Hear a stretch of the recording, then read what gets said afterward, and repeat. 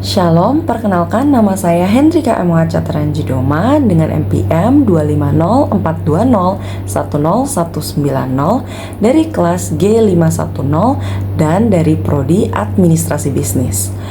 Dalam video ini saya ingin menunjukkan atau menampilkan kesalahan-kesalahan berbahasa Indonesia di ruang publik sebagai bentuk tugas ETS mata kuliah Bahasa Indonesia.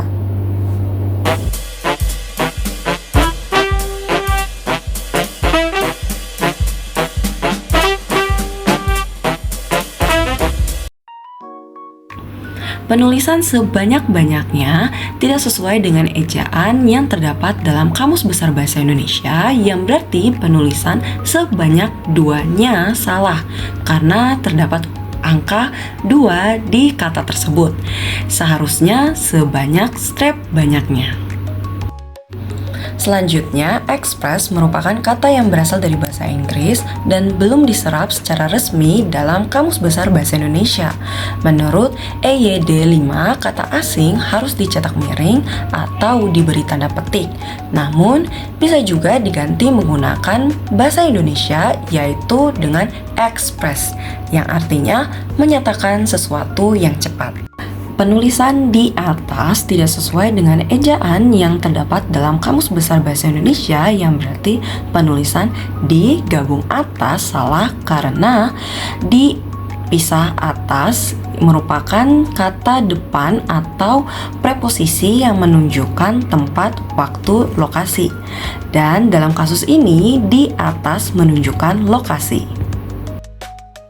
Penulisan sambal tidak sesuai dengan ejaan yang terdapat dalam Kamus Besar Bahasa Indonesia, yang berarti penulisan sambal salah, yang seharusnya sambal. Penulisan telur tidak sesuai dengan ejaan yang terdapat dalam Kamus Besar Bahasa Indonesia, yang berarti penulisan telur salah, seharusnya telur.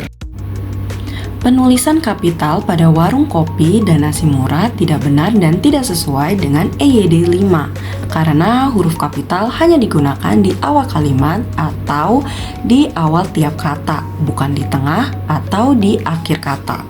Yang berarti warung W besar, kopi K besar, nasi N besar, murah M besar, atau warung W besar, kopi K kecil, nasi N kecil, dan murah M-nya kecil. Penulisan nongkrong tidak sesuai dengan ejaan yang terdapat dalam Kamus Besar Bahasa Indonesia, yang berarti penulisan nongkrong salah, seharusnya tongkrong. Selanjutnya, saya menemukan kesalahan berbahasa Indonesia di media sosial, yaitu platform TikTok. Dalam salah satu postingan atau konten terdapat setidaknya sebelum aku menyerah, aku pernah membuktikan betapa tulusnya cintaku padamu dan ternyata kamu buta akan hal-hal itu.